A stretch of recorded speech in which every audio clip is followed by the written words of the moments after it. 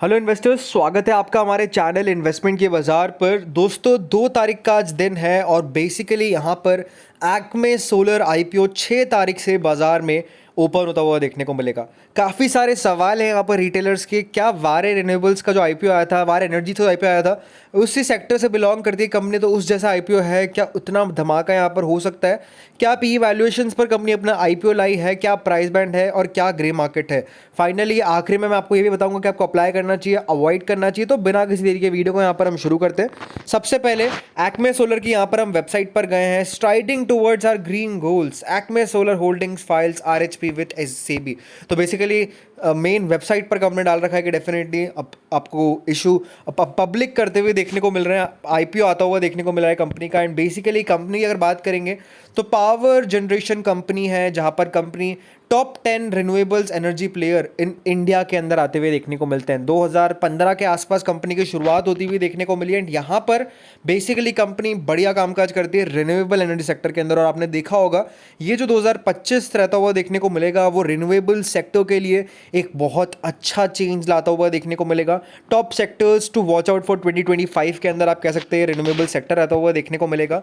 Company की अगर बात करेंगे तो बेसिकली कंपनी 1340 मेगावाट ऑपरेशनल अभी कंपनी का दोस्तों स्ट्रेंथ रहती हुई देखने को मिल रही है। 3250 मेगावाट अंडर कंस्ट्रक्शन है। यहाँ पर किसकी बात हो रही है? यहाँ पर बात हो रही है सोलर पैनल्स की, हाइब्रिड सोलर विंड पैनल्स की, जहाँ पर कुछ सोलर पैनल्स और दोस्तों आप कह सकते हैं विंड मिल्स एक साथ फंक्शनल करती है, जो कि 1600 मेगावाट से लगाकर लगभग 1130 मेगावाट तक आप कह सकते हैं एनर्जी प्रोड्यूस करती हुई देखने को मिलती है।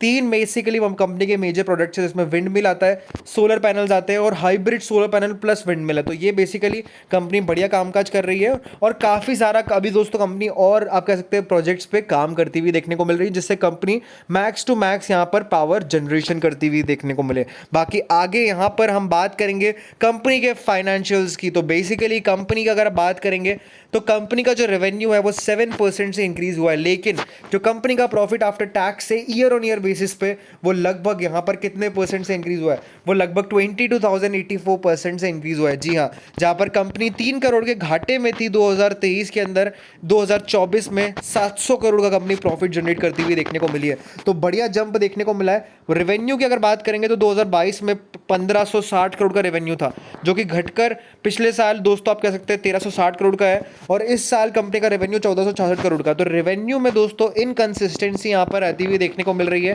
प्रॉफिटेबिलिटी की अगर बात करेंगे तो प्रॉफिटेबिलिटी की ग्रोथ अगर आप देखेंगे तो पहले 62 करोड़ का प्रॉफिट था, फिर अगले साल कंपनी लॉस में आई 3 करोड़ के, फिर इस साल कंपनी दोस्तों 700 करोड़ के प्रॉफिट में आई है। तो प्रॉफिटेबिलिटी में भी दोस्तों इनकंसिस्टेंसी है, लेकिन अच्छा प्रॉफिट 2024 में कंपनी ने जनरेट किया है। अगर यहां पर एसेट्स की बात करेंगे तो 10,800 करोड़ से बढ़कर कंपनी के एसेट्स 13,400 करोड़ पर आते हुए देखने को मिले।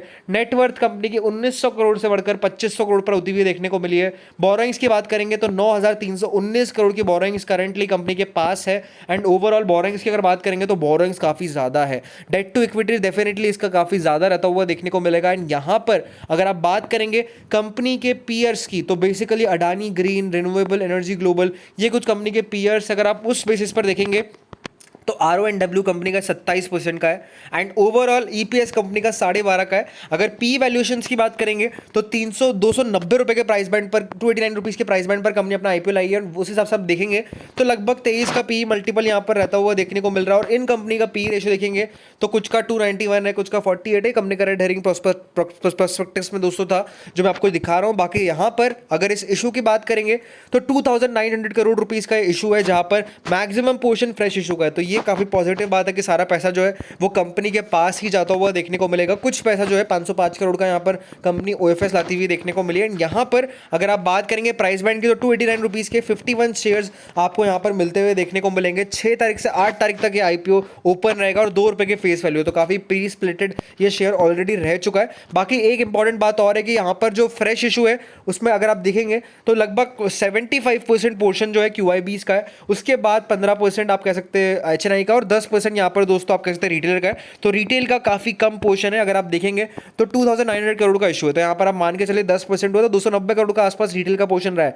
तो रिटेल अगर मान लीजिए पार्टिसिपेट करता है, ग्रे मार्केट अच्छी यहाँ से होती है, तो डेफिनेटली यहाँ पर अलॉटमेंट चांसेस काफी डिफिकल्ट रहते हुए देखने को मिलेंगे। बाकी इन्वेस्टमेंट की बात करेंगे तो 14,730 रुपए का यहाँ पर 14,740 रुपए का इन्वेस्टमेंट आपको यहाँ पर करना होगा। मैक्सिमम इन्वेस्टमेंट आप 1,91,607 का कर सकते हैं रिटेल के अंदर। बाकी अदर कैटेगरीज का पॉज करके आप रीड कर सकते हैं। बाकी यहाँ पर कंपनी का ऑब्जेक्टिव क्या है, कंपनी का ऑब्जेक्टिव नंबर 1 है, जो इतनी बोरोइंग्स कंपनी के पास है वो बोरोइंग्स डेफिनेटली कंपनी घटाती हुई देखने को मिलती है। जनरल कॉर्पोरेट पर्पस जैसे स्टॉक ऑप्शंस हो गए और ये सब हो गए, उसके जरिए कंपनी अपना आईपीओ आती हुई देखने को मिली है। तो ये मेजर कंपनी के आईपीओ आने के रीजंस है। बाकी यहाँ पर अब तक अगर आप देखेंगे तो दो ब्रोकर्स ने यहाँ पर सब्सक्राइब की सलाह दी और अभी तक यहाँ पर कोई भी सलाह नहीं निकल कर आई है। तो देखना होगा कि कैसी सलाह यहाँ पर निकल कर आती है। बाकी ग्रे मार्केट प्रीमियम की बात करेंगे तो जीएमपी में अभी कोई कामकाज नहीं है, शुरू ही नहीं हुआ है ग्रे मार्केट में कामकाज। एंड ओवरऑल हमारी क्या सलाह है, हमारी सलाह यही है कि इस आईपीओ को लॉन्ग टर्म पर्सपेक्टिव से आपको देखना चाहिए। अगर यहाँ से कंपनी में प्रॉफिटेबिलिटी में आप कह सकते हैं कंसिस्टेंसी आती है, रेवेन्यू अगर आपको इंक्रीज होता हुआ देखने को मिलता है, तो 2025 की जो थीम है उसको काफी अच्छा आउटप्ले आपको एक्मे सोलर होल्डिंग्स का शेयर करके दिखा सकता है। बाकी ओवरऑल लिस्टिंग गेन की अगर आप उम्मीद रख रहे हैं तो छोटी लिस्टिंग गेन यहाँ पर बन सकती है। नेगेटिव में लिस्टिंग होने के चांसेस थोड़े कम नजर आते हुए देखने को मिल रहे हैं, बट बड़ी लिस्टिंग की उम्मीदें भी यहाँ पर काफी कम नजर आ रही है। बाकी ग्रे मार्केट प्रीमियम में भी कोई कामकाज नहीं है, तो ग्रे मार्केट प्रीमियम शुरू होगा तो हम आपको अच्छे से बता पाएंगे कि आपको अप्लाई करना चाहिए, अवॉइड करना चाहिए। बाकी एंकर लिस्ट आना बाकी है, एंकर लिस्ट हम देखेंगे एंड उसके बाद डे 3 का सब्सक्रिप्शन स्टेटस देखेंगे, QIBs का पार्टिसिपेशन देखेंगे।